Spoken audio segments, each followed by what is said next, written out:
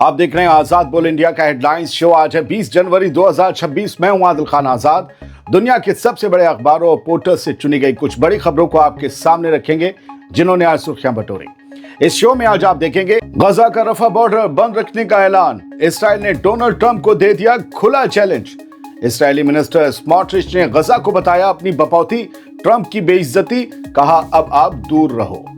Hamas के founder का बेटा हमास से ही हुआ अलग। गजा में इसराइल के सपोर्ट से चलने वाले ग्रुप को ज्वाइन करने की खबर।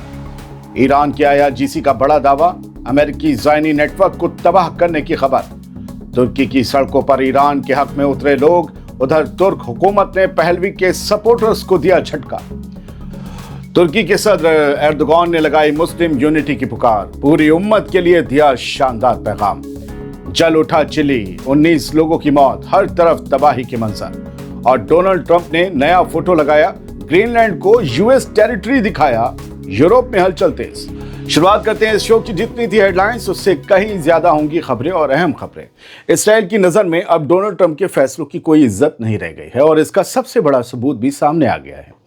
वायनेट इसराइल की मशहूर वेबसाइट है, उसकी न्यूज की रिपोर्ट के मुताबिक इसराइल के बड़े मिनिस्टर्स ने एक अहम मीटिंग में मिस्र से लगने वाले रफा बॉर्डर को बंद रखने का फैसला किया है।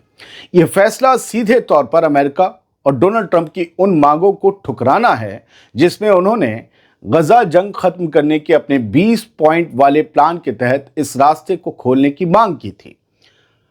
दरअसल इसराइली हुकूमत इस बात से बुरी तरह चिढ़ी हुई है कि डोनाल्ड ट्रंप ने गजा के बोर्ड ऑफ पीस में तुर्की और कतर के बड़े अफसरों को शामिल कर लिया है। दरअसल इसराइल को इन मुल्कों का दखल मंजूर नहीं है। इसके अलावा इसराइल ने यह भी शर्त रख दी है कि जब तक हमास हथियार नहीं डालता और आखिरी इसराइली होस्टेज रान गवीली की लाश वापस नहीं करता, तब तक वो रफा बॉर्डर को किसी भी हाल में नहीं खोलेगा। इस किसी भी हाल का मतलब है कि डोनाल्ड ट्रंप के हुक्म की सीधे सीधे हुक्मतूली। इस कदम से साफ जाहिर है कि नेतन्याहू और उसके मिनिस्टर्स अब अमेरिका के प्रेशर में आने के बजाय अपनी मनमानी पर उतर आए हैं। क्या यहूदी लॉबी के पैसों से चलने वाली अमेरिका की हुकूमत की यह हैसियत है कि वो अपनी बात ना मानने वाली नेतन्याहू की हुकूमत के खिलाफ कोई सख्त एक्शन तो दूर कोई सख्त बयान भी दे सके? फिलहाल तो इसराइल के इस फैसले से गजा के लोगों की मुश्किलें और बढ़ने वाली हैं, यकीन मानिए, क्योंकि बॉर्डर नहीं खुलेगा, कोई दूसरी दुनिया में नहीं जा पाएगा, कोई दूसरी दुनिया से गजा में नहीं आ पाएगा। गजा को दूसरी दुनिया से यानी पूरी दुनिया से जोड़ने का वाहिद रास्ता सिर्फ रफा बॉर्डर है।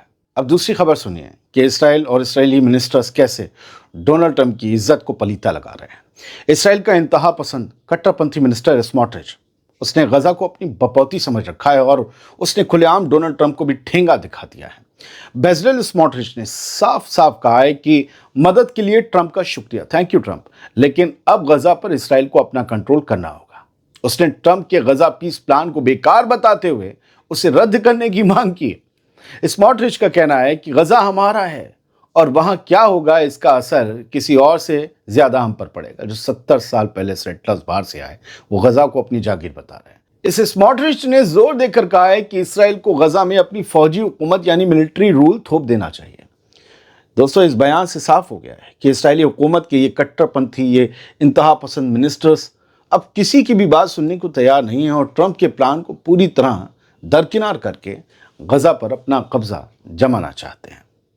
सीरिया से एक बेहद डरावनी और सनसनीखेज खबर आ रही है। सीरियाई हुकूमत ने खुलासा किया है कि हसाका इलाके की अल शद्दादी जेल से ISIS जो दहशतगर्द तंजीम है उसके खतरनाक दहशतगर्द खुद से फरार नहीं हुए थे, बल्कि पीछे हटने से पहले SDF ने उनको जानबूझकर छोड़ दिया था।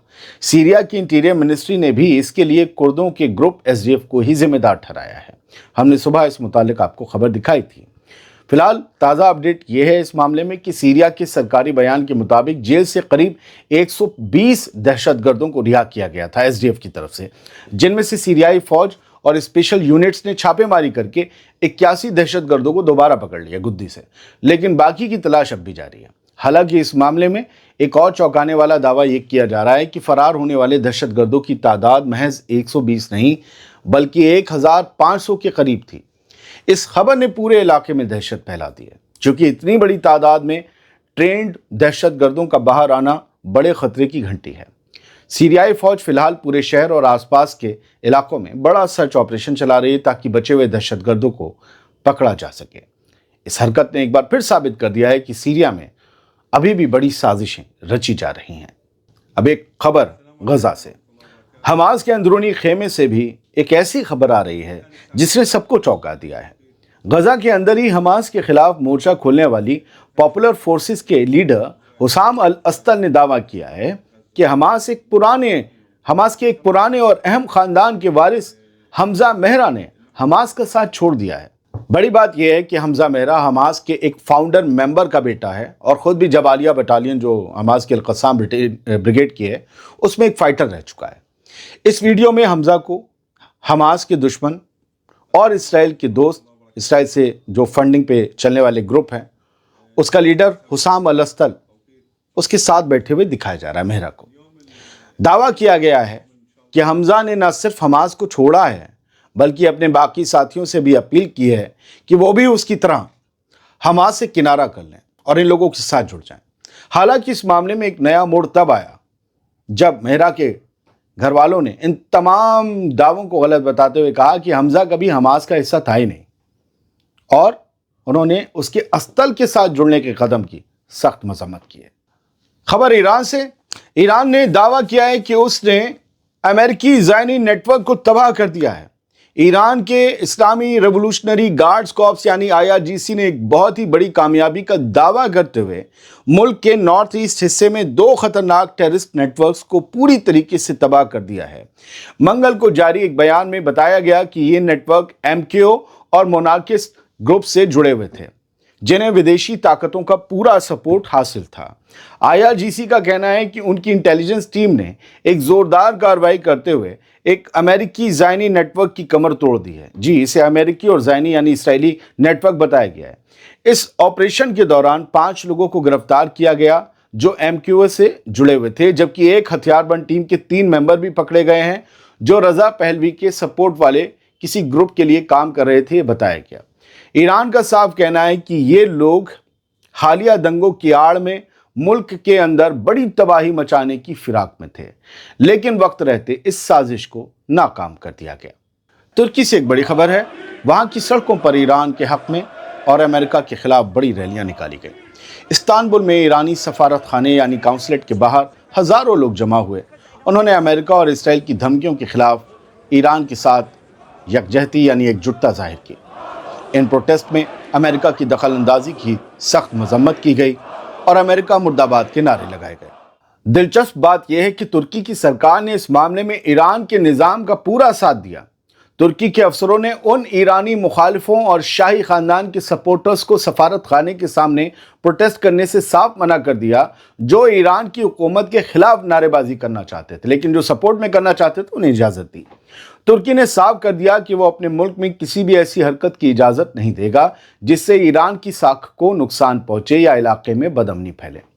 दोस्तों, तुर्की का ये सख्त रुख साफ तौर पर यह मैसेज दे रहा है कि वो मुश्किल वक्त में अपने पड़ोसी और अपने दोस्त ईरान के साथ मजबूती से खड़ा है। तुर्की के सदर रजब तैयप एर्दोगान ने पूरी मुस्लिम उम्मत के लिए एक बहुत ही शानदार और दिल जीत लेने वाला बयान दिया है। सुनिए, एर्दोगान ने भाईचारे का पैगाम देते हुए कहा कि कुर्द हमारे भाई हैं, अरब हमारे भाई हैं और तुर्क भी हमारे भाई हैं। उन्होंने सवाल किया, क्या सुन्नी, शिया और अलावी हमारे प्यारे नहीं हैं, हमारे भाई नहीं हैं? क्या वो हमारे दिल का टुकड़ा और हमारी जान नहीं है? क्या वो हमारे अजीज भाई नहीं हैं?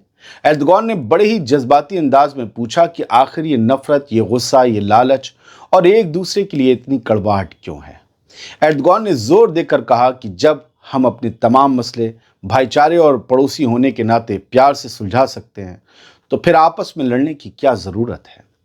एर्दोगान का ये बयान ऐसे वक्त में आया है जब पूरा इलाका तनाव से गुजर रहा है और उनका ये मैसेज दुनिया भर के मुसलमानों को एकजुट होने की दावत दे रहा है। साउथ अमेरिका में एक मुल्क है चिली। यहाँ भयानक आग यानी वाइल्ड फायर्स ने पूरे इलाके में सब कुछ तबाह कर दिया है। पूरे चिली में वाइल्ड फायर्स लगे।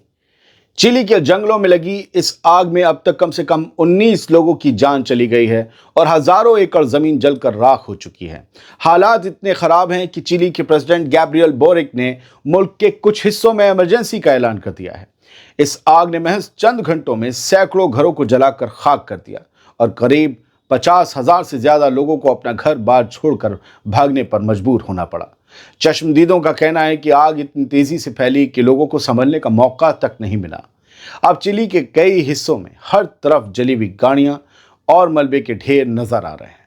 सरकार ने आग पर काबू पाने के लिए फौज को मैदान में उतार दिया है, लेकिन सख्त गर्मी और तेज हवाओं की वजह से बचाव के काम में काफी मुश्किलें पेश आ रही हैं। यूक्रेन की कैपिटल कीव से आज सुबह एक बहुत दर्दनाक खबर सामने आई। मंगल की सुबह होते ही रूस ने कीव पर ड्रोन और मिसाइलों से एक साथ जबरदस्त हमला बोल दिया। इस हमले ने शहर के रिहायशी इलाकों को बुरी तरीके से निशाना बनाया।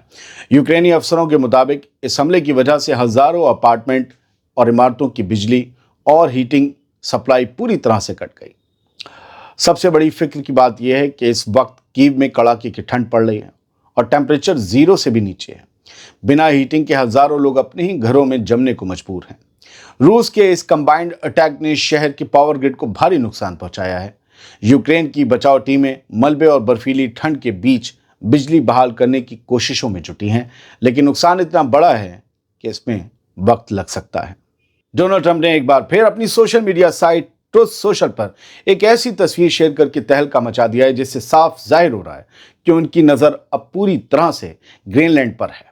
ट्रंप ने अपनी एक नई तस्वीर पोस्ट की है जिसमें वो खुद वाइस प्रेसिडेंट जेडी वैंस और secretary of state Marco Rubio के साथ ग्रीनलैंड की ज़मीन पर खड़े नजर आ रहे हैं। जाहिर है ये एक एआई फोटो है जो ट्रंप ने शेयर किया है।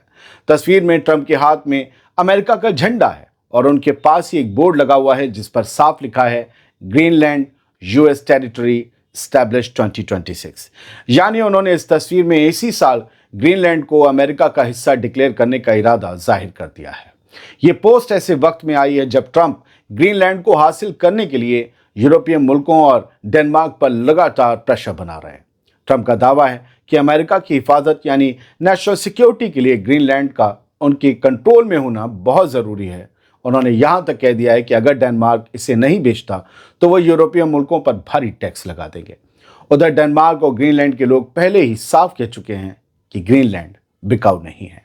वाइन पर 200% टैक्स की धमकी दी गई है ट्रंप की तरफ से, और यह धमकी दी गई है एमैनुअल मैक्रों को।